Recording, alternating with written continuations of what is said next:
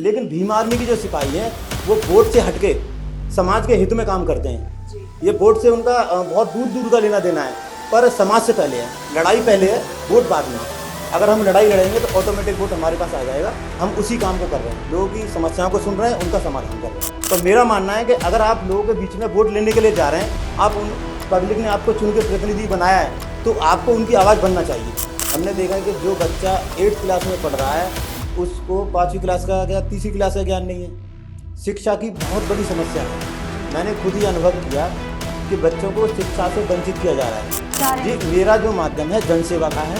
मैं ना तो मेरा इससे कोई ऐसा मेरा कोई मोटो है कि नहीं मैं जिला पंचायत सदस्य मुझे लोग चुन के भेज देंगे तो मैं आगे ये करूँगा, नहीं। मैं सिर्फ लोगों के बीच से, क्योंकि लोग मुझे चुन के भेजेंगे, मैं उनकी समस्याओं को सराह रहूँगा, हमेशा उनके साथ रहूँगा। चुनाव लड़ने से पहले भी रहूँगा, होने के बाद भी रहूँगा और हमेशा रहूँगा समाज के साथ।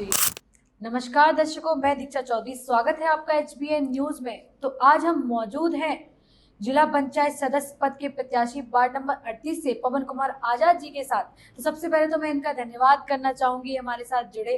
सबसे पहले मैं चाहूंगी हमारे दर्शकों को आप बताएं अपने बारे में थोड़ा सा। मेरा नाम पवन कुमार आजाद है जी। गांव पनेठी में रहता हूं, ब्लॉक धनीपुर, वार्ड नंबर 38 से आज़ाद समाज पार्टी कांसीराम जनपद अलीगढ़ से जिला पंचायत सदस्य के पद से उम्मीदवार हूं। ये मेरा परिचय है जी। 2018 से भीम आर्मी में मैं काम कर रहा हूं। आज़ाद समाज पार्टी में 2021 में मैं जुड़ा हूं और 2 बार जिलाध्यक्ष रहा हूं। अभी वर्तमान में एक सेवक बनकर, एक सिपाही बनकर काम कर रहा हूं। जी, तो सबसे पहले मैं जानना चाहूंगी आपके क्षेत्र की जन समस्याओं के बारे में कि कौन सी जो समस्या हैं जो सबसे ज्यादा आपको देखने को मिल रही है आपके क्षेत्र में और जिनका हल आप सबसे पहले करना चाहेंगे। मैं 2018 से फील्ड में हूँ जी। और पार्टी बनने के बाद माननीय राष्ट्रीय अध्यक्ष चंद्रशेखर आज़ाद जी ने जब भ्रमण किया तो उसको देखते हुए, उनके संघर्ष को देखते हुए हमने भी गांव में भ्रमण किया और हमने देखा कि छोटे छोटे बच्चे किस तरह से उनके जो सरकारी स्कूलों में जो जाते हैं, हमने देखा कि जो बच्चा 8th क्लास में पढ़ रहा है उसको 5वीं क्लास का या 3री क्लास का ज्ञान नहीं है। शिक्षा की बहुत बड़ी समस्या है। मैंने खुद ही अनुभव किया कि बच्चों को शिक्षा से वंचित किया जा रहा है। सरकार सरकारी स्कूलों को उसके बाद भी बंद कर रही है।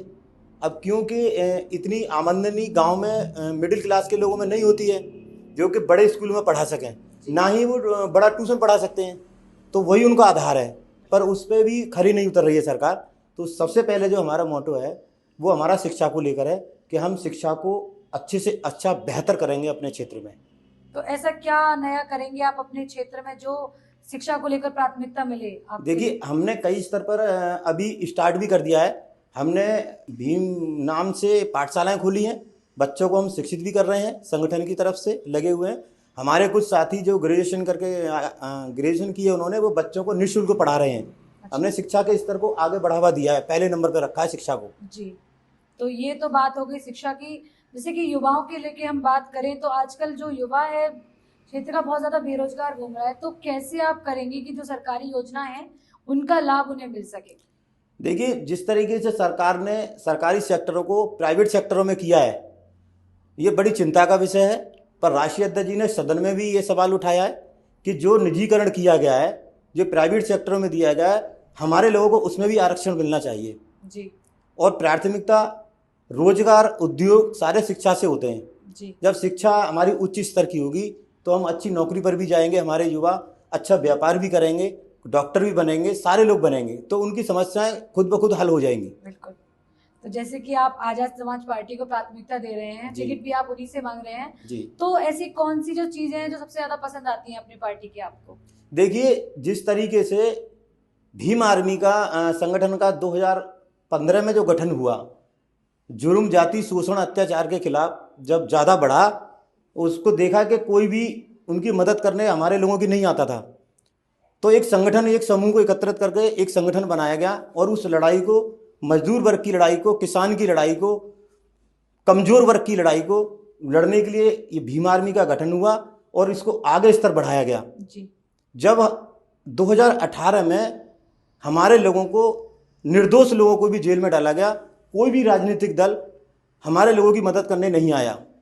जब नहीं आया, माननीय चंद्रशेखर आज़ाद जी लगातार 18 महीने जेल में रहे, उनके बहुत सारे सौयों साथी, सैकड़ों साथी जेल में रहे, पर कोई उनकी मदद में नहीं आया। और उनके छूटने के बाद तब उन्होंने ये तय किया कि राजनीतिक पावर जो है मास्टर चाबी बताते हैं, ये सच है, राजनीति में हिस्सेदारी बहुत ज़रूरी है। तो उन्होंने कोर कमेटी ने ये निर्णय लिया कि हमें भी राजनीतिक दल को बढ़ा चढ़ाकर आगे हमें भी राजनीतिक दल बनाना चाहिए जी। क्योंकि कोई भी राष्ट्रीय दल हमारी मदद में नहीं आया था। तो जैसे कि लोगों का मानना है कि जो आजाद समाज पार्टी है या चंद्रशेखर आजाद जी हैं, वो दलित वर्ग को ज्यादा प्राथमिकता देते हैं। तो क्या आप भी जिला पंचायत सदस्य बनने के बाद दलित वर्ग को ज्यादा प्राथमिकता देंगे या सारे वर्ग को समान ऐसा नहीं है। लोगों का मानना तो ये भी एक है कि परम पूज्य बाबा साहब अम्बेडकर सिर्फ दलितों के लिए बने थे। उनके वो ऐसा कहना है, लेकिन ऐसा है नहीं। परम पूज्य बाबा साहब अम्बेडकर ने संविधान बनाकर उसमें जो राइट्स दिए हैं वो सब समाज को दिए हैं जी। पर एक उदाहरण के तौर पर एक आदमी सुबह से भूखा है, एक ने अभी 1 घंटे पहले खाना खाया है, तो उसको खाने की ज़्यादा पहले ज़रूरत है। यही समाज का हिसाब है। जो भी जुर्म, जाति, शोषण, अत्याचार जो हो रहा है वो हमारे लोगों पर ज़्यादा हो रहा है। तो जिस तरीके से आरक्षण की व्यवस्था हुई, वैसी राष्ट्रीय अध्यक्ष जी जिसका शोषण होता है, मैं कैसे मान लूँ कि एक की लड़ाई लड़ रहे हैं। मथुरा में अभी पाल समाज को गोली मार के हत्या कर दी गई, राष्ट्रीय अध्यक्ष जी ने उनकी आवाज़ उठाई, वाल्मीकि समाज की आवाज़ उठाई। दिल्ली में जो आंदोलन चला, जाट समाज की जो बेटियों को रोड पर घसीटा जा रहा था, उस आंदोलन में राष्ट्रीय अध्यक्ष जी ने जाटों की आवाज़ उठाई जी, किसानों की आवाज़ उठाई। वो पूरे समाज की आवाज़ उठाते हैं क्योंकि हमारे लोगों के साथ जुर्म, जाति, अत्याचार, शोषण बहन बेटियों के साथ, युवकों के साथ ज़्यादा होता है। इसलिए ऐसा लगता है कि वो हमारी लड़ाई ज़्यादा लड़ते हैं। ऐसा नहीं है, ये चीज़ें तो समान ही रहती हैं। वैसे तो कहें कि ऐसा नहीं है कि एक ही जाति के साथ ये चीज़ ज़्यादा होती है। हाँ, ऐसा नहीं है, एक साथ के ज़्यादा रहते हैं। तो आपको मतलब आप अगर जिला पंचायत सदस्य बनते हैं तो आप सभी को समान मानेंगे? जी, ठीक है।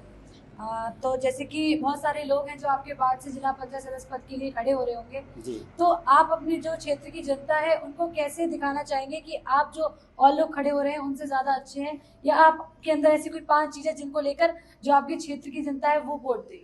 देखिए, जो पिछला यहाँ से जिला पंचायत सदस्य इस वार्ड से चुनकर गए वो ऐसी समुदाय से नहीं आते हैं, ऐसी समुदाय से ही थे। पर वोट लेने के लिए तो वोटों के समय पर तो सभी लोग आते हैं, पर मैंने जब गाँव में जाकर देखा है, उन्होंने, मुझे लगता है कि मेरे वार्ड में लगभग 40 गांव आते हैं जिससे वो जिला पंचायत सदस्य चुनकर गए हैं। पर मैंने अपनी टीम को लेकर जो सर्वे किया, उन गांव में जाके जो बूथ कमेटियाँ, सेक्टर कमेटियाँ बनाई हैं, लोगों की समस्याएं सुनी हैं, उससे मुझे मालूम पड़ा कि वो उनमें से 10 गाँव में भी आज 5 साल पूरे होने वाले हैं, पर किसी गाँव में उन्होंने उजक के नहीं देखा। तो मेरा मानना है कि अगर आप लोगों के बीच में वोट लेने के लिए जा रहे हैं, आप उन पब्लिक ने आपको चुन के प्रतिनिधि बनाया है, तो आपको उनकी आवाज़ बनना चाहिए। नेताओं का तो रहता ही है ऐसा कि वोट के टाइम पे वोट बस मांगने जाते हैं, जीतने के बाद कोई दिखता भी नहीं है। लेकिन भीम आर्मी की जो सिपाही हैं वो वोट से हटके समाज के हित में काम करते हैं जी। ये वोट से उनका बहुत दूर दूर का लेना देना है, पर समाज से पहले है, लड़ाई पहले है, वोट बाद में है। अगर हम लड़ाई लड़ेंगे तो ऑटोमेटिक वोट हमारे पास आ जाएगा। हम उसी काम को कर रहे हैं, लोगों की समस्याओं को सुन रहे हैं, उनका समाधान कर रहे हैं। तो आपके लिए क्या उद्देश्य है जिला पंचायत सदस्य बनने का, कि किस वजह से आप जिला पंचायत सदस्य बनना चाहते हैं? देखिए, जिस तरह से मैंने अभी आपको बताया कि जो जिला पंचायत चुन के गए हैं उन्होंने लोगों की समस्याएं नहीं सुनी है। ना ही किसी गांव में कोई नाले का निर्माण हुआ है, ना ही किसी खरंजे का निर्माण हुआ है, ना ही कोई रोड बने हैं, और ना ही कोई ऐसी नई कोई व्यवस्था लागू नहीं हुई है। मैंने जाके देखा है लोगों को, तो हमने यही कहा कि अगर हमारी पार्टी से चुना हुआ आदमी, चाहे वो मैं हूं या पार्टी जिस पर भी भरोसा करे, उसको टिकट दे, जो भी चुन के आएगा आपके साथ रहेगा, आपकी सारी समस्याओं का संवैधानिक दायरे में रहकर आपकी लड़ाई को लड़ा जाएगा और आपकी सारी समस्याओं का समाधान करेंगे। तो आपके क्षेत्र से कोई ऐसा व्यक्ति जिसको आप अभी कॉम्पिटिटर मान रहे हो आप अपना? नहीं, अभी तक ऐसा नहीं है कुछ भी। ठीक है।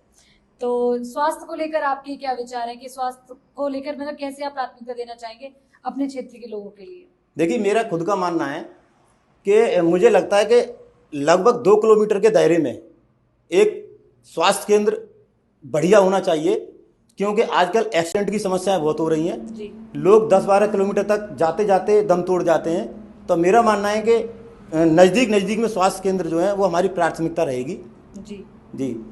और क्षेत्र के लिए क्या बदलाव लाना चाहते हैं आप अपने, अगर आप जिला पंचायत सदस्य बनते हैं तो? जी, देखिए, जैसे मैंने अभी आपको बताया कि जो मेरे वार्ड में आते हैं, मैं उनकी बात भी नहीं कर रहा, बाकी जो भी होगा, जो एक ऊपर से जो भी सहायता आती हैं, जो भी काम आते हैं ऊपर से उन पे हम खरे उतरेंगे। पार्टी की तरफ से हम यही आश्वासन दे सकते हैं, क्योंकि कोई भी अपने घर से नहीं करता है। बिल्कुल। जो ऊपर से आएगा उसमें 100% से हम 101% काम करने की कोशिश करेंगे।